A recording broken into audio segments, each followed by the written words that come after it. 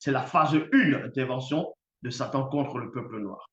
Dans Exode chapitre 1, versets 4 à 6, il est dit ici, alors Satan, le Mundima Bobo, le mauvais esprit, dit, voici que le peuple noir est maintenant de plus en plus nombreux et de nouveau plus puissant que les blancs et les sans-mêlés. Point. Donc Satan lui-même a constaté cela, a pénétré ça, y compris les démons, y compris les Bamulolma Bumblades, qu'on va appeler les sans-déchets. Et les autres races, donc les non-noirs, les blancs aussi sans-mêlés, étaient conscients de ça.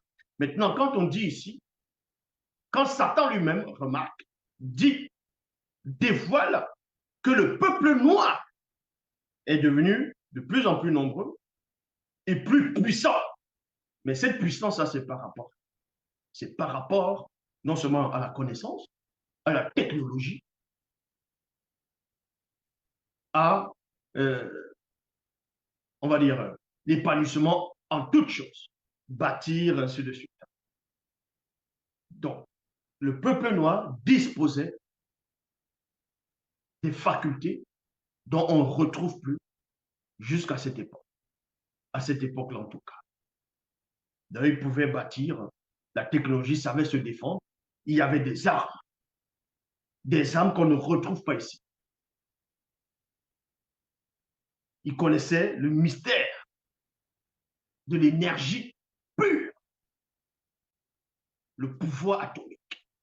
Ils connaissaient le secret du nucléaire. Ces avancées que le nucléaire, les armes nucléaires qu'on voit actuellement, c'est presque une bûchette d'allumette face à la connaissance du nucléaire qu'eux avaient de l'autre, c'est-à-dire à cette époque-là.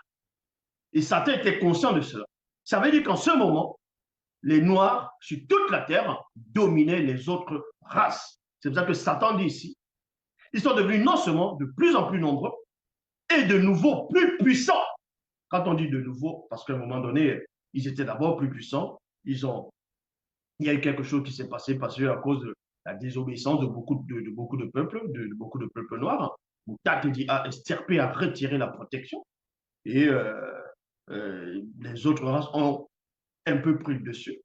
Donc, c'était en fonction des cycles.